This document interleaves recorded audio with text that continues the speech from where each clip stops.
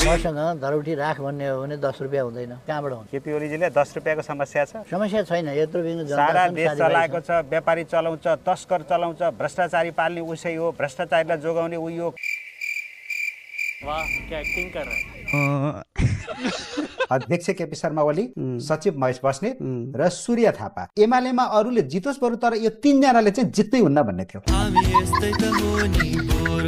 मलाई चाहिँ एउटा आलोचना के थियो भने कम बोल्छ, रुखो बोल्छ, साह्रै पिरेर बोल्छ, घुलमिल हेपेर बोल्छ। मैले कपडा बिहानैदेखि भिजाएर राखेको, सूर्य थापा कता गएछन्, आउलान् र धोलान् भनेको आइँदैनन् भन्ने देख्नुभयो।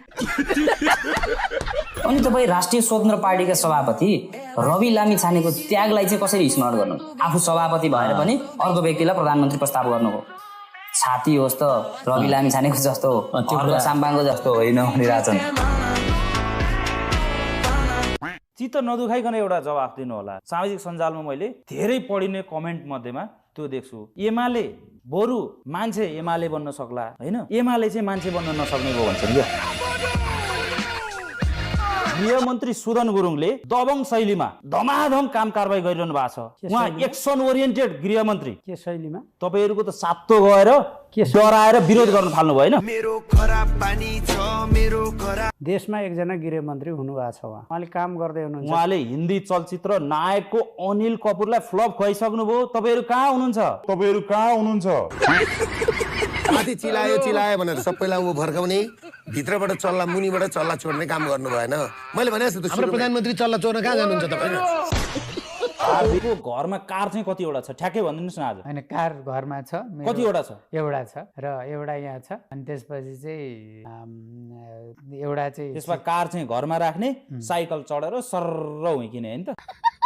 खास तपाईँको नाम चाहिँ हर्कराज राईको सट्टा विरोध राज राई राखे भए एकदमै राम्रो हुन्थ्यो। उहाँको कामै विरोध विरोध र विरोध।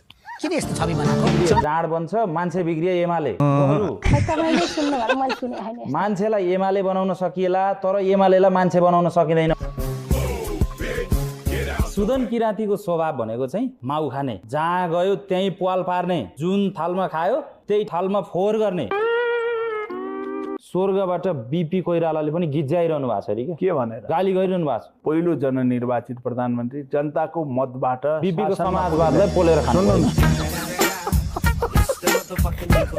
एउटा समय थियो मान्छे केपी ओलीसँग हात मिलाउन पाए हुन्थ्यो भन्थ्यो। एउटा समय आयो मान्छेसँग केपी ओलीसँग हात मिलाउन पर्ला जस्तो। गृहमन्त्रीको छानबिनको प्रश्न तपाईँले उसमा गर्नुभयो। गृहमन्त्री पाउनुहोस्। तपाईँहरूले दुधले नुहाइदिइसक्नु भयो त। सुदन गुरुङ सुन्नुहोस् है, म भनिदिएँ गलत नहुन नै सक्थे, त्यसमा ठिक छ, तर त्यसको विधि चाहिँ त्यस्तो देखियो। रक्सीले नुहाएर आउनु भन्दा त दुधले नुहाएर आएको राम्रो भएन त। धरानमा तपाईँले त्यहाँको कार्यपालिकाका सदस्यहरूलाई, त्यहाँका जनप्रतिनिधिहरूलाई वाक्क दिक्क बनाउनु भएको थियो। मैले धरानले बल्ल बल्ल बल्ल बल्ल त्राण पायो। अब सिंहदरबार आउनुभयो, तपाईँको आलोचकले के भन्छन्? धरानले सुन्नु न, भन्छन्।